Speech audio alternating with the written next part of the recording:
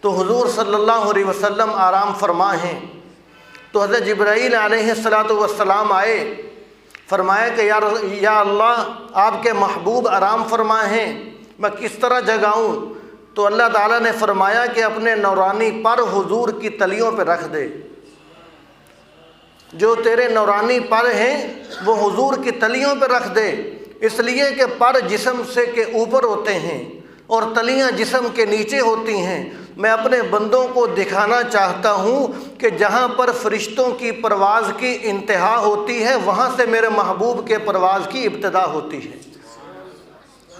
فرمایا کہ اپنے یہ نورانی پر میرے محبوب کی تلیوں کے نیچے رکھ دے، تاکہ جبرائیل کے جسم کا جو اوپر والا حصہ ہے وہ حضور صلی اللہ علیہ وسلم کے جسم کے سب سے نچلے والے حصے پہ آ کر امت کو مسئلہ سمجھ آ جائے، میرے بندوں کو بات سمجھ آ جائے کہ یہ فرشتے حضور کے مقام کو کیسے پہنچ سکتے ہیں۔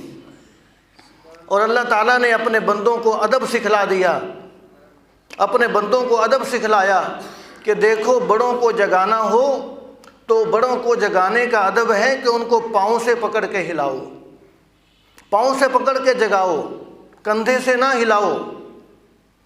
اس کے اندر فائدہ بھی ہوتا ہے کہ جو پاؤں سے پکڑ کے جگائے گا، آدمی کی آنکھ کھلے گی تو آدمی فوراً سامنے دیکھ لے گا کہ کون کھڑا ہے، مجھے کون جگا رہا ہے۔ اگر کوئی سر کو پکڑ کے ہلائے گا تو آدمی کی آنکھ کھلے گی، کوئی پتہ نہیں کہ پیچھے کون کھڑا ہے۔ آدمی ایک دم پریشان ہو جائے گا کہ یہ پیچھے کون کھڑا ہے، کس نے مجھے آ کر ہلا دیا۔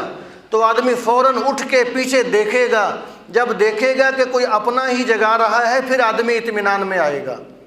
تو اس لیے اللہ تبارک و تعالیٰ نے جگانے کا ادب بتلا دیا کہ بڑوں کو جگانا ہو تو اس کا ادب یہ ہے کہ پاؤں کی طرف سے جگایا جائے، تاکہ اٹھنے والے کو پریشانی بھی نہ ہو اور بڑوں کا ادب بھی ملحوظ خاطر رہے۔